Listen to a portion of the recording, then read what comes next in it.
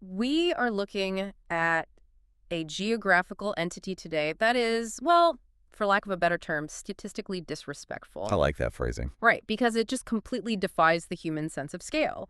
I mean, you look at a map and there's this blue line meandering across South America. Yeah, it's just a line. But when you actually dive into the material you've gathered for us to look at today, and I have to say, the collection of research and historical data you've handed us is just incredible. You realize that blue line is a complete lie. It really is. It's highly misleading. The map makes it look like this contained static feature, like a normal river, just really long. Right. But what we are unpacking today is not just water moving downhill. No, far from it. Yeah. If you approach this material thinking of the Amazon as merely a very large river, Yeah. you're going to fundamentally misunderstand, well, everything about how it functions. Yeah. We are looking at a massive interconnected biome. Yeah. I mean, it operates much more like an active continental scale organ than a simple geographic feature. Which is wild. So welcome to today's deep dive, everyone. We are taking this mountain of research you've provided, and we are going to decode this massive living system. Exactly. We're going to look at it as an engine, as a really complex modern battlefield, and honestly, as a philosophical mirror, because the sheer numbers here are just, they break your brain. The statistics are hard to even visualize. Right. 20% of all the freshwater discharge flowing into the global oceans comes from this one single system. 1/5 of the entire planet's river water. It stretches roughly 4,000 miles, and the basin itself, it holds 10% of all known species on Earth. And, that phrase, known species, is actually doing a lot of heavy lifting there. How so? Well, the biological inventory of the Amazon basin is nowhere near complete. The rate of new discoveries, whether that's entomology, botany, or even new vertebrate species, is just staggering. Really? Oh, absolutely. It is a system that is still holding an immense amount of, biological dark matter, so to speak. We are constantly finding new things. It's like we were wandering through a video game where the developers just keep dropping DLC content. That's a great way to put it. You think you've mapped the area, and suddenly there's a new patch update, right? With an entirely new species of tree frog or some previously undiscovered primate. Yeah, the updates never stop. But what strikes me immediately from diving into this research is that despite this incredible scale and power, the overarching theme isn't just about how big it is. No, not at all. It's about tension. This massive engine is under immense pressure, and it's currently transitioning from this wild, naturally regulated entity into something else entirely. And that is the crucial framing for everything we are going to discuss today. The Amazon is an identity in transition. Right.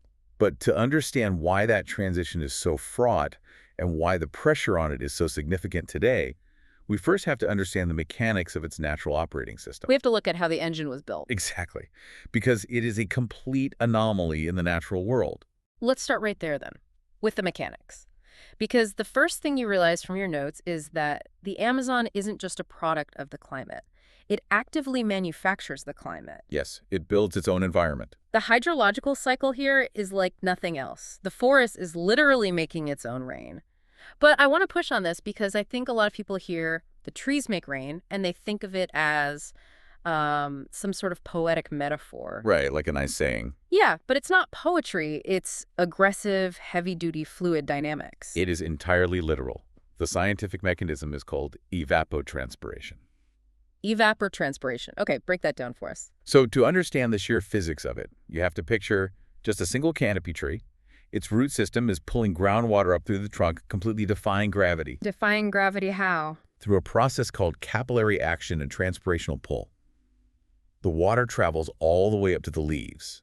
And when the stomata, those are the tiny pores on the underside of the leaves, when they open to take in carbon dioxide for photosynthesis, that water vapor escapes into the atmosphere. So it's essentially sweating. The tree is sweating. Mechanically, yes, it is sweating water vapor. Now, multiply that single tree by hundreds of billions. Oh, wow. The volume of water that the Amazon rainforest pulls out of the ground and pumps into the atmosphere every single day is estimated to be around 20 billion metric tons. 20 billion? Yes.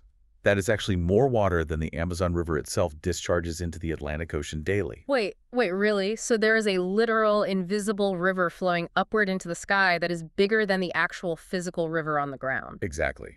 Climatologists actually refer to them as flying rivers. Flying rivers. That sounds like sci-fi. It does, but it's meteorology.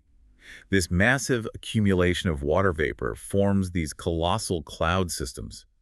The trade winds blow across the Atlantic, pick up moisture, and drop it on the eastern edge of the Amazon. Okay, so it rains on the edge. Right. And then the trees absorb it, transpire it back into the atmosphere, and the wind carries it further inland. This recycling happens 5 or 6 times as the air moves westward across the continent. So the water is just leapfrogging its way across South America. Precisely. And this is why the deep interior of the South American continent isn't a desert, because at that latitude, geographically speaking, it otherwise likely would be. That is insane. The forest just looked at the global climate system and said, I'm going to run my own weather, thanks. That's functionally what happens, yes. But the craziest part of this whole origin story, at least from what I read in the sources, is how this specific geography came to be in the first place. The geological history is fascinating. Because this engine hasn't just been sitting there since the dawn of time. I was going through the geological data you provided, and I had to reread it. The plot twist. Yeah, the plot twist. The Amazon River used to flow backward. Like, it flowed west into the Pacific Ocean. It did, for millions of years. And then the Andes Mountains just decided to stand up and say, nah, plot twist. Yeah. I mean, the Earth literally tilted the game board. It is one of the most dramatic tectonic events in Earth's history. So going back over tens of millions of years into the Miocene epoch, the drainage of northern South America was naturally westward. Toward the Pacific. Right. But the South American tectonic plate was being pushed westward, and the Nazca plate, which is dense oceanic crust, was subducting, meaning it was sliding underneath the South American plate. So you have these two massive pieces of the Earth's crust colliding in slow motion. Precisely. And that collision crumpled the leading edge of the South American continent, thrusting the Andes Mountains upward. As this massive mountain range rose along the western coast, it acted as a colossal continental dam. It just walled off the ocean. Completely blocked the westward flow of the entire river system. Okay, but let me challenge that for a second. We're talking about something that happened, what, millions of years before humans existed? Tens of millions, yes. So how do we actually know this happened? Is this just a geographical guess, or is there a smoking gun here? Because if a river flowed west for millions of years, wouldn't all the physical evidence be buried under the Pacific Ocean by now? That is a fantastic question. And the smoking gun actually lies in the chemistry of the sediment. Okay. Geologists have drilled deep core samples at the mouth of the modern Amazon River on the Atlantic side. And when they analyze the sedimentary layers dating back millions of years, they find specific minerals, most notably certain ages of zircon crystals. Zircon crystals. Yes.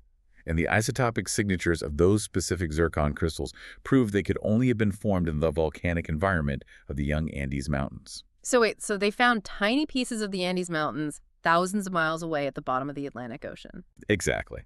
Which definitively proves that the water carrying those crystals had to be flowing eastward, from the mountains all the way across the continent to the Atlantic. That is incredible. But the transition wasn't instantaneous. It didn't just flip overnight. When the Andes first rose, the water essentially backed up, creating a massive continent-sized wetland system, often referred to as the Pebas system. Like a giant swamp. A vast landscape of shallow lakes and swamps, yes. Over millions of years, the basin slowly filled with sediment, the terrain tilted slightly eastward, and the river finally breached its way through to the Atlantic, carving the modern Amazon basin. And that mega wetland phase is what set the stage for all the crazy biology we see today, right? It created the evolutionary pressure, yes. Because the system that emerged from that geological plot twist relies on something called the flood pulse. I want to talk about this because the river doesn't just flow, it breathes. That's a very accurate way to describe it. It expands and contracts wildly. The seasonal flood pulse is the defining ecological characteristic of the Amazon.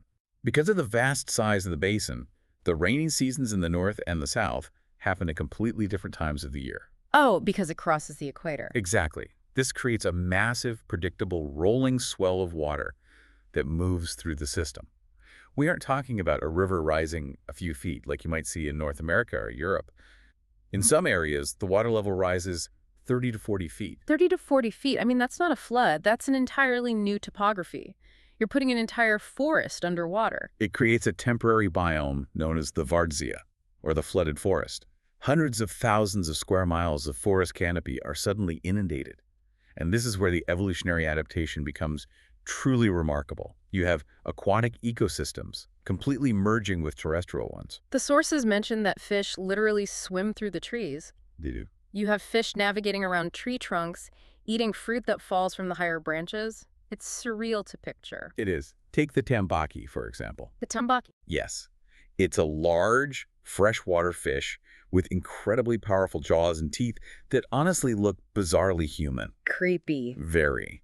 But they have evolved specifically to crush hard nuts and seeds, like rubber tree seeds that fall into the water.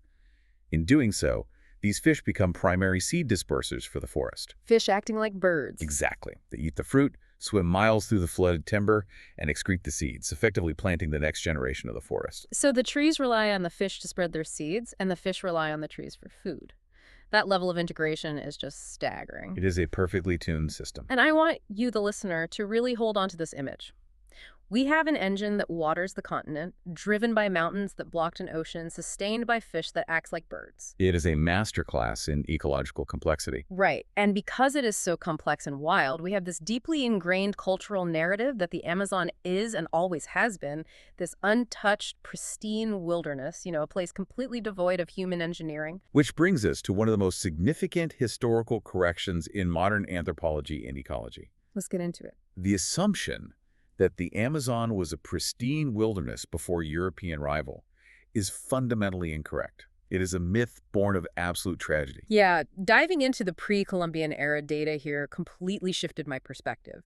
We're not talking about a few scattered nomadic tribes barely surviving in the jungle, right? Not at all. We are talking about millions of people, massive, deeply entrenched civilizations that were actively engineering this ecosystem for thousands of years. The archaeological evidence that has emerged over the last few decades, particularly with the use of LiDAR technology. That's the laser scanning from planes. Yes, scanning beneath the dense forest canopy.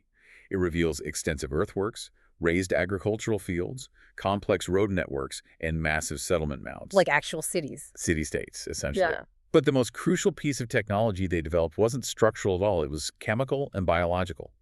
It's called terra preta, or Amazonian dark earth. I really want to dig into terra preta because this isn't just about throwing some compost on the ground. The natural soil in the Amazon, from what I understand in the notes, is actually pretty terrible for farming, right? Extremely poor. Which is weird. If the forest is so lush and green, why is the dirt so bad? It seems highly counterintuitive. But the lushness of the rainforest exists despite the soil, not because of it. Heavy tropical rains constantly wash away soluble nutrients in a process called leaching. So the rain just scrubs the dirt clean. Exactly. Most of the nutrients in the Amazon are locked up in the living biomass, the trees, the plants, the animals. When a leaf falls and decomposes, the shallow root systems of the trees immediately suck those nutrients back up before the rain can wash them away. The underlying soil itself is highly acidic and incredibly nutrient poor. So if you chop down the trees to plant crops, like wheat or corn, you basically just have dead dirt after a year or two. Yes. Traditional slash-and-burn agriculture only works for very short periods before the soil is completely exhausted. But the ancient indigenous populations figured out a way to permanently alter the soil chemistry. Ow! They created terra preta by systematically burying low-temperature charcoal, what we now call biochar, along with pottery shards, bone, fish waste, and organic compost. But how does charcoal magically fix the dirt? If the rain is just going to wash the nutrients away anyway, why does burning wood change the rules? It comes down to the microscopic structure of the charcoal. Biochar is incredibly porous. Under a microscope, it looks like a sponge. That physical structure does two things. First, it holds on to water and dissolved nutrients, preventing those heavy rains from leaching them deep into the ground. Second, and more importantly, those microscopic pores provide a perfect, sheltered habitat for beneficial soil microbes and fungi. So they weren't just adding fertilizer, they were building microscopic apartment complexes for bacteria that keep the soil alive. That is a highly accurate way to visualize it, actually. The terra preta became a self-sustaining biological matrix. It is so rich and stable that even today, hundreds of years after it was created, patches of terra preta remain incredibly fertile. Really? After hundreds of years? Yes. Modern locals actually dig it up and sell it as potting soil. This engineered soil allowed pre-Columbian populations to support dense, sedentary agricultural societies. Yeah. They were managing the forest. They were curating it. The research indicates they would favor specific fruit and nut trees, altering the entire species composition of the forest around their settlements. They design their environment. It was essentially a sprawling green city network. I mean, there's no concrete, but it was absolutely infrastructure. So what happened? If they had this masterclass in sustainable engineering running for centuries, why did Europe think they found an empty jungle? It comes down to the devastating biological impact of the Columbian Exchange. When European colonizers arrived in South America in the 16th century, they brought with them a host of Old World pathogens, smallpox, measles, influenza. And no immunity. Exactly. The indigenous populations had absolutely no immunological defense against these diseases. The population crash was just apocalyptic. It was a demographic collapse on an almost unimaginable scale. Estimates suggest upwards of 90% of the indigenous population died within a century or two of contact. Millions of people perished. And when you have a population collapse of that magnitude, the infrastructure just stops functioning. There's no one left to maintain the orchards, no one to manage the terra preta fields. Precisely. And in a tropical environment, nature reclaims open space with terrifying speed. Within a few generations, the managed forests and agricultural clearings underwent secondary succession. The jungle just ate it all. Aggressively. It grew back over the settlements, covering the earthworks, hiding the dark earth beneath massive root systems.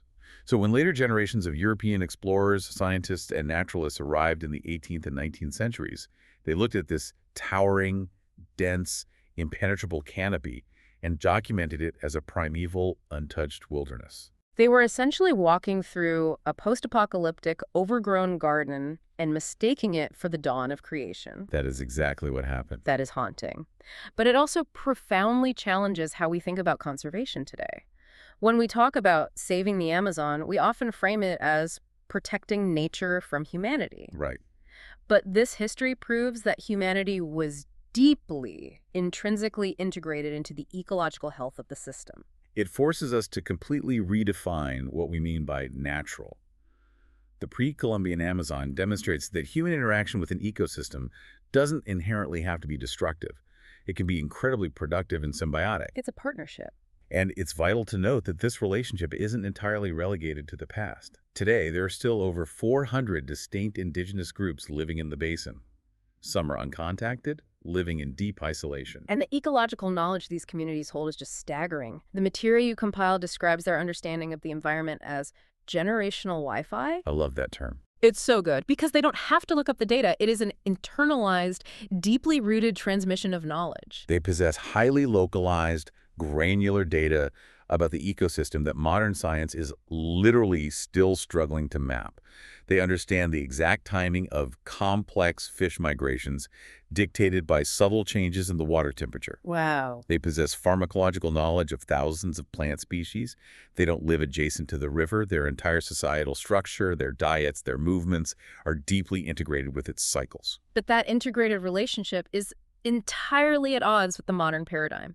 Because if historical humans engineered the river to build a sustainable civilization, modern human interaction is defined almost entirely by extraction. It is a completely different worldview. And this is where a deep dive moves from historical ecology into a very tense, very real modern battlefield.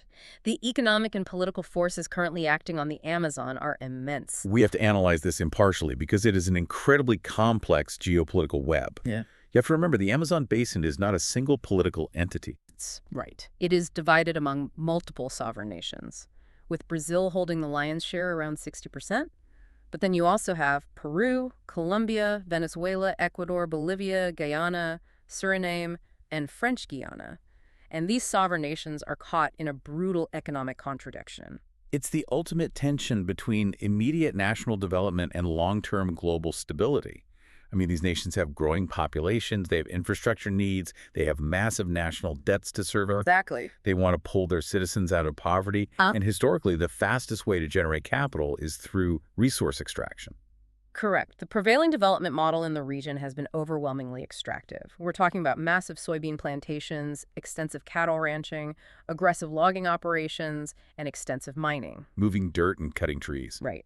And from a macroeconomic perspective, these activities generate vital export revenue for these countries.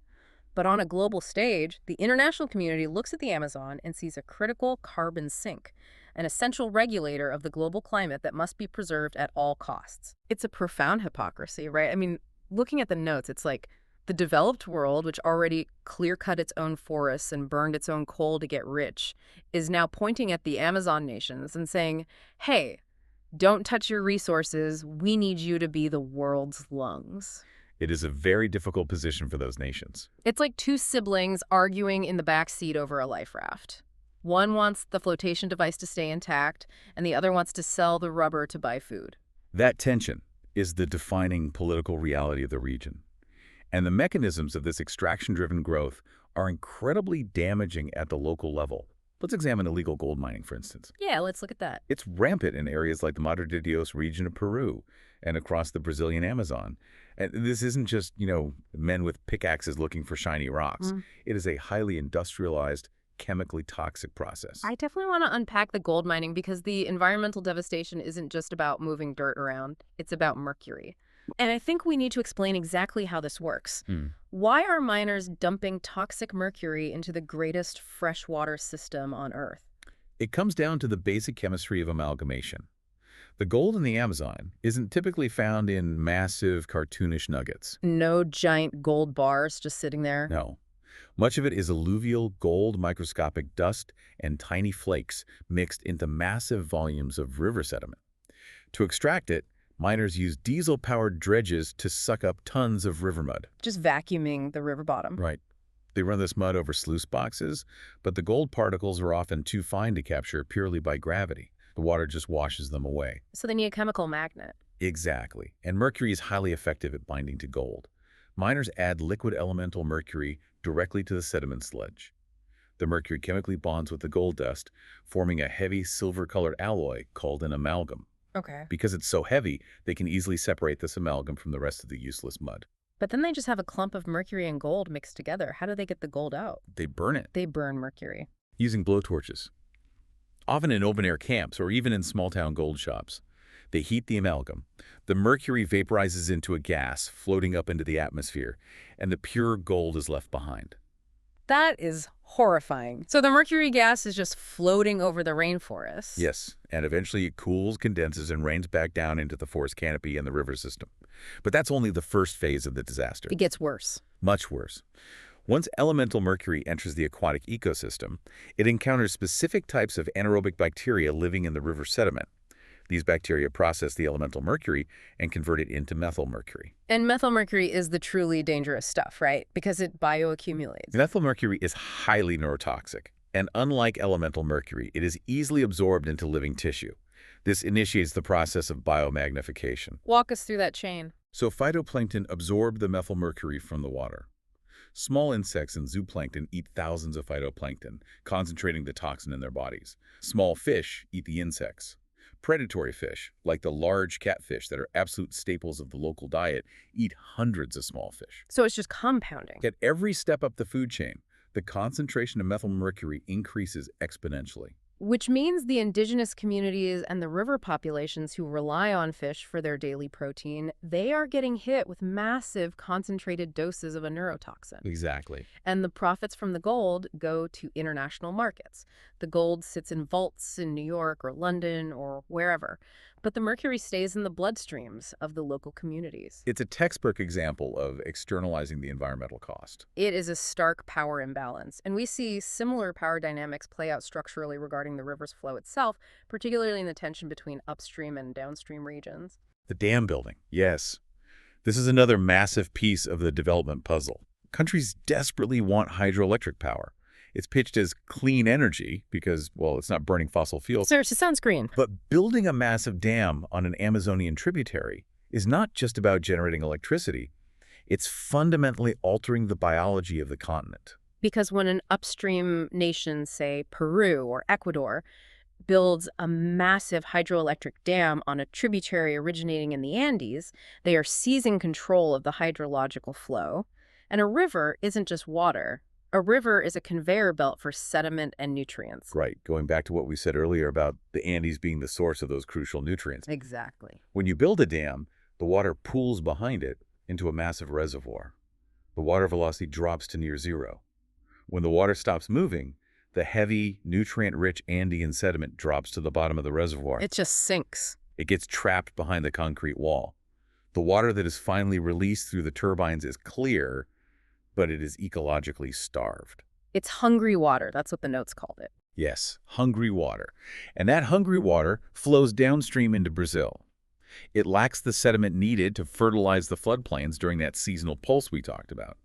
Furthermore, a dam physically blocks the migratory routes of massive fish species. Like the tambaqui. Exactly. So, an infrastructure decision made for power generation hundreds of miles away instantly translates into failed crops and collapsed fisheries for downstream communities. The interconnectedness of the system means you can't just isolate an impact. You can't put a dam in a vacuum. No, everything touches everything else. And this urge to control the river, to harness it for power or shipping, it leads to a really fascinating comparative analysis in the research. Because when you step back and look at how human societies have interacted with other major global river systems, the Amazon stands out as a glaring anomaly. It is deeply illuminating to look at the Amazon through a comparative lens. The history of human civilization is largely the history of attempting to engineer and control major river basins. Let's break that down because the contrasts are really stark. Take the Mississippi River in the United States. We have essentially put the Mississippi in a straitjacket. The Mississippi is perhaps the ultimate example of heavy-handed hydrological engineering. Through the Army Corps of Engineers, the United States has spent over a century constructing a vast, rigid network of levees, flood walls, locks, and dams. Paving the river, basically. The goal was twofold: to create a predictable, industrialized shipping channel for agricultural exports, and to rigidly prevent the river from naturally shifting its course. Right, because naturally, a river that size wants to meander. It wants to whip back and forth across the floodplain like a loose fire hose. It naturally oscillates, yes? But we built concrete walls to say, no, you stay exactly here, which, as we've seen with catastrophic flooding events in the U.S., creates this incredible built-up pressure. We optimized it for barges, but we destroyed its natural delta building process, which is literally why coastal Louisiana is sinking into the Gulf of Mexico. Exactly. The engineering prioritized short-term economic utility over long-term ecological resilience. Now, consider the Nile River. Okay. The Nile. Historically, the Nile was defined by its highly predictable annual flooding, which deposited rich silt along its banks. This predictability allowed the ancient Egyptians to build a highly centralized agrarian empire around it. But today, the Nile is dominated by massive infrastructure, specifically the Aswan High Dam. The Aswan Dam essentially stopped the annual flood, right? It ended the natural flood cycle entirely. It provided Egypt with immense hydroelectric power and year-round irrigation control, but it also trapped the vital silt in Lake Nasser. Hungry water again. Yes. As a result, Egyptian farmers now have to rely heavily on artificial, chemical fertilizers to maintain crop yields, and the Nile Delta is suffering from severe saltwater intrusion and erosion. It's a fully institutionalized, centralized system. And you see similar patterns of intense control everywhere else. Look at the Yangtze River in China. It's dominated by the Three Gorges Dam, heavily industrialized, with its natural flow completely subordinated to state power and shipping. It's entirely managed. Even the Ganges in India, while spiritually sacred to millions of people, is heavily engineered with barrages and diversion canals, tightly woven into the state's agricultural infrastructure. But then you return to the Amazon. Culturally, it is completely decentralized. There is no single unifying empire or religion that controls it. Rather, there is a pluralistic tapestry of hundreds of distinct indigenous cultures and local communities. It's totally fragmented in a cultural sense. And physically, despite the recent push for dams on the tributaries, the main stem of the Amazon River remains entirely undammed. It is a largely free-flowing, unengineered system. It resists being tamed. It's almost like it's fundamentally too complex, too voluminous to be managed like a massive water park ride. The complexity is its defense mechanism. But that defense is being actively dismantled. The Amazon is currently at a profoundly dangerous transitional juncture. How so? The political and economic desires of the region are pushing to transition the basin from a naturally regulated system into a partially engineered one. There are constant proposals for massive dredging projects to deepen channels for larger industrial cargo ships, and a relentless push for more hydroelectric infrastructure. They want to impose that rigid Mississippi-style control. They do. But from everything we've established about the flood pulse, the sediment flow, and the biological matrix, if you try to put a straitjacket on the Amazon, you don't just optimize it, you break it. Ecological resilience in the Amazon is inherently tied to its freedom to expand, contract, and shift. You cannot maximize industrial efficiency in this basin without catastrophically degrading its biological function. Because it is not infrastructure. No. To the people who actually live there, the riverine communities, the ribereños, the indigenous groups, the river is an entity. Let's zoom in from the macro geopolitics to the micro level. The lived reality of the people navigating this system every day. Because reading through the sensory descriptions in the material really grounds this entire discussion. It's vital context. When we look at satellite maps of deforestation or economic charts of soy exports, we abstract the reality of the basin. But the daily lived experience of the Amazon is overwhelmingly sensory and deeply fluid. The material describes it so vividly. It's not just humid. The moisture is a physical weight on your skin. It is oppressive. There is the constant pervasive smell of wet earth and organic decay, which isn't a bad smell. It's the scent of an ecosystem aggressively recycling life. It's the sound of a paddle pulling through dark, tannin-stained water, and the sudden, explosive sound of a massive tree collapsing into the river as the bank erodes. And beyond the sensory input, the most profound difference in the lived reality is the perception of time and structure. In a highly engineered, modern city, time is rigid. It is dictated by clocks, concrete infrastructure, and predictable transit schedules. Yeah. In the Amazon, time is dictated by the river. The high water and low water seasons. The Enchete and the Vizante? Exactly. Your daily life completely metamorphoses based on the hydrology. During the low water season, there are massive sandbanks, communities grow crops on the exposed, fertile mudflats, and people can walk between villages. It looks like dry land. But a few months later, the water rises 30 feet. The sandbanks disappear, the crops must be harvested, the trails are gone, and the only way to move is by canoe, paddling right through the canopy of the forest where you were walking months prior. Houses are built on stilts for a reason. Yes, you have to constantly negotiate with the environment. You cannot impose your will upon it.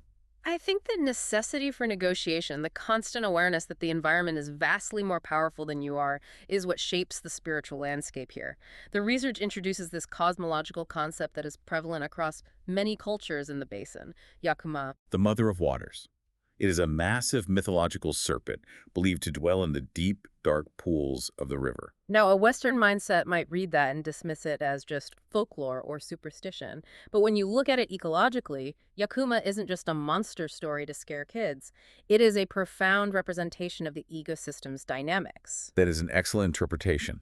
Yakuma is an embodiment of the river's duality. The duality of giving and taking. Precisely. The river is the ultimate source of life. It provides water, fish, transportation, and fertile soil. But it is also terrifyingly unpredictable and capable of sudden violence. The riverbanks constantly collapse in massive landslips called terras caídas. Currents are treacherous. The depths are completely opaque. So the snake is the river? Yakuma symbolizes the consciousness of the river, an entity that demands respect, demands caution, and possesses agency. And this highlights a fundamental clash of values that sits at the core of the whole Amazonian crisis. How we conceptualize the river dictates how we treat it. For a multinational mining corporation or an agribusiness conglomerate, the river is just a resource. It's a variable on a spreadsheet, Right. It provides water for irrigation or power for a grid. a commodity to be optimized. Exactly. But for the cultures living in relationship with it, the river is a relative. It is alive. And that distinction is not merely semantic. It completely changes the definition of harm. If a river is just a resource, then dumping mercury into it or blocking it with a dam is just an economic externality. You pay a fine. You pay a fine, you calculate the lost revenue of the fishery, and you move on. But if the river is a conscious relative, a vital part of your spiritual and physical cosmology, then environmental degradation isn't an externality. It is a direct act of violence. It is an existential threat to your identity. And right now, unfortunately, that living relative is suffering from a terrifying cascade of compounding health issues. And I have to say, looking at the data on the current risk factors, the disaster loops, it is deeply alarming. We aren't just looking at localized damage anymore. The entire system is being pushed toward a biological precipice. The scientific consensus presented in your research is sobering.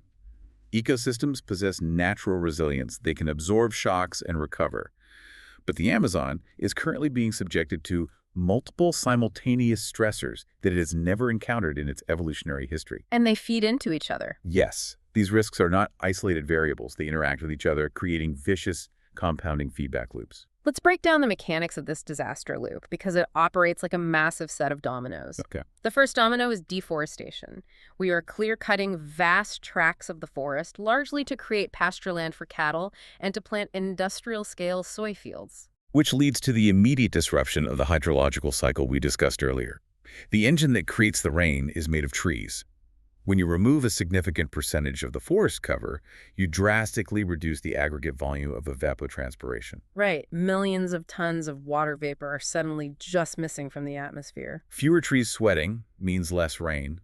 The flying rivers start to run dry, and that brings down the second domino: severe systemic drought. Drought in the rainforest. Exactly.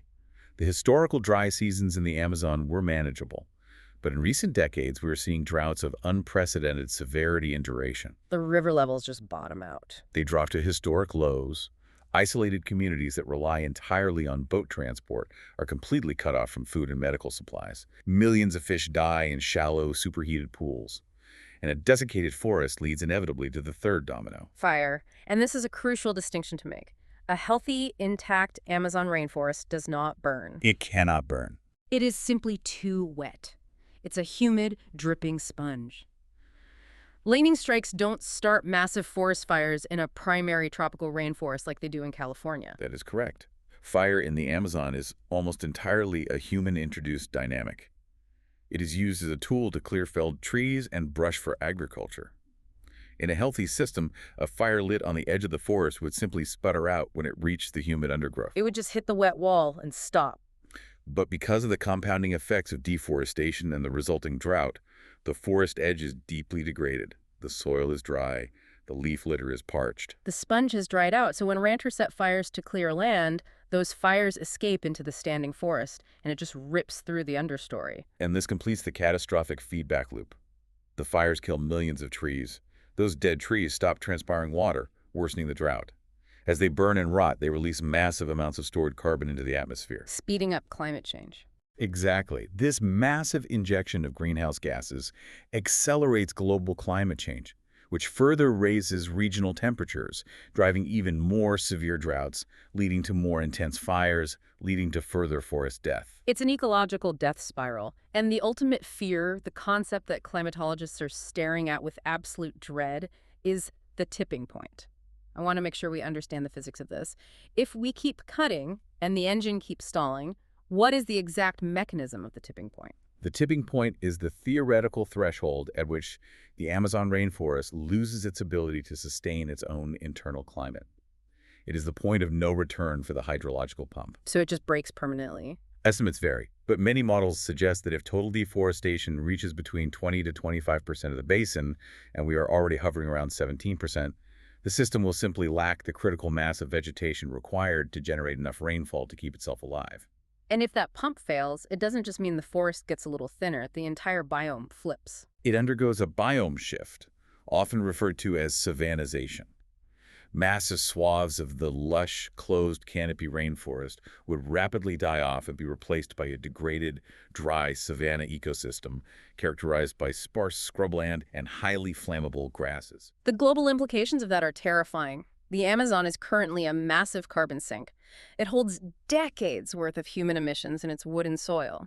If it flips to a savanna, billions of trees die, rot, and burn. It releases all of it. It instantly transitions from being a carbon sink to one of the largest carbon sources on the planet. It would effectively obliterate global efforts to contain climate change. The albedo of the Earth's surface would change, regional weather patterns across the Americas would be drastically altered, and the loss of biodiversity would be incalculable. It is an existential threat, which is why the forward-looking models in your research present 3 distinct, highly divergent future scenarios. We are truly at a crossroads. Let's look at those scenarios because the choices made in the next decade are going to lock us into one of them. Scenario 1 is the regeneration arc. This is the optimistic path. The regeneration arc requires a massive, coordinated paradigm shift in both regional politics and global economics. It envisions a future where deforestation is aggressively halted and reversed. It's a big ask. Very big. It involves strictly enforcing environmental protections, aggressively scaling up reforestation efforts to heal degraded land, and crucially, recognizing and enforcing the land rights of indigenous populations, who are statistically the most effective stewards of the forest. But that requires the global market to stop demanding cheap beef and soy, or at least to compensate these sovereign nations for keeping the forest standing. It's a massive political lift. It requires global cooperation. Then scenario 2 is the dark path, the tipping point. We just described it. Business as usual continues. Deforestation inches past 20%. The hydrological engine splutters and dies. The fires consume the canopy. And the basin flips into a massive carbon-spewing savanna. It is the catastrophic failure of the system. But then there's scenario 3. The sources call it the hybrid future. And frankly, when you look at the geopolitical inertia, this feels like the most probable outcome. The hybrid future is a messy, compromised reality. It envisions an Amazon that does not undergo a total systemic collapse, but rather fragments. Like it breaks into pieces. Certain core areas, particularly deep within indigenous territories and heavily guarded national parks, remain relatively intact and functional. But the edges, the southern and eastern peripheries, become deeply degraded, heavily engineered, and highly vulnerable to fire and drought. It's a patchwork Amazon, a wounded giant. It's still technically alive, but its resilience is shattered. The predictability of the flood pulse is gone, replaced by erratic, extreme weather swings. The risk shifts from being manageable to being chaotic. And facing this chaotic, unpredictable future forces a profound level of reflection. When we look at the Amazon teetering on the edge, we aren't just looking at environmental science. We are looking at a reflection of our own societal instincts. The philosophy of it. Yes. The final section of your research delves into this fascinating philosophical dimension, examining the psychological tension between human development and wild systems. I found this section incredibly compelling because it shifts the focus from the river to us. It frames our interaction with the Amazon as a mirror reflecting our absolute obsession with control. Human nature. Right. Humans, as we develop societies, inherently seek stability.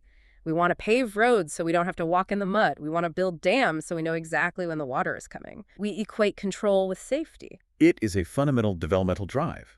The impulse is to shape the external world to fit our needs, to impose a rigid order upon chaos. But the Amazon resists. The Amazon presents an environment that actively, violently resists being ordered. It teaches a counter-narrative that true resilience, true longevity in a complex system often requires yielding. It's the tension between control and surrender. And not surrender in the sense of giving up or being defeated. Surrender is a profound form of adaptation. Exactly. You adapt to it. You cannot build a concrete wall to stop a 30-foot flood pulse across a continent. You have to build a house on stilts. You have to adapt your life to the rhythm of the water rather than demanding the water adapt to you. And this requires a significant psychological shift. Modern society values charisma, force of will, the ability to disrupt and conquer. But the river does not care about human charisma. You cannot negotiate with a flood through sheer force of personality. No, the river always wins. The Amazon demands deep, sustained observation. It demands that you listen to the subtle shifts in the ecosystem and adjust your behavior accordingly. It shifts the focus from shaping the world to allowing yourself to be shaped by it. It reminded me of a broader point about identity in the research.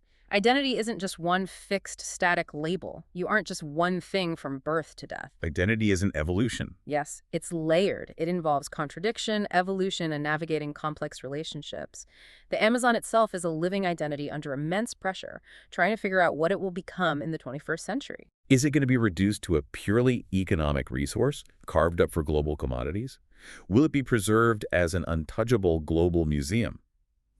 Or will it find a way to integrate human prosperity with ecological health, as the ancient indigenous civilizations once did? It's the ultimate test. The Amazon is forcing us to confront the limitations of our extractive worldview.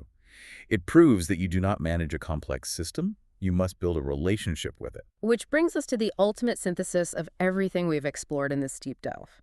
The Amazon is not just a blue line on a map. It is not a river you can dominate, and it is not a resource you can simply deplete without consequence. It is a living machine. It is a massive, decentralized living engine that manufactures the climate of a continent, and the choice before humanity is stark. We either learn to respect its complexity and live within its rhythms, or we push it until we destabilize the entire system. The balance is incredibly delicate. The Amazon possesses life-sustaining power on a planetary scale, yet it is exposing a terrifying vulnerability to human interference. Yeah. The decisions made regarding its governance, its economics, and its protection over the next few decades will absolutely dictate whether this engine continues to run or whether it stalls forever. And I want to leave you, the listener, with a final thought to mull over, drawing together the deep history and the looming future we've discussed today.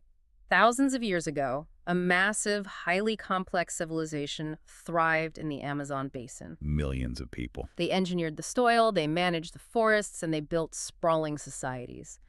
But when disease brought that civilization to its knees, millions died, and the great forest rapidly swallowed their cities.